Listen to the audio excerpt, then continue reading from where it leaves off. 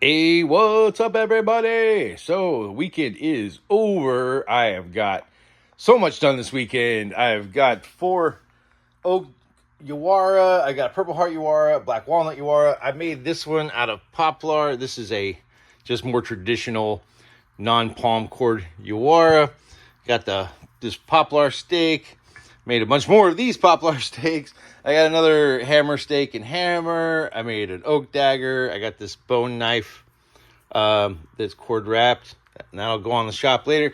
I got 2 Donatello stabs finished and 1 Monkey King cudgel. That's done.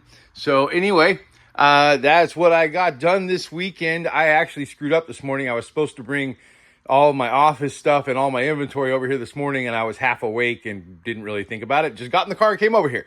So I got to go back home, grab all that stuff, bring it back over here so that I can work here during the day and then work in the shop afterwards. But anyway, that's what I did this weekend. As always, link to the shop is in my bio. Warrior Arms and Props. I am out.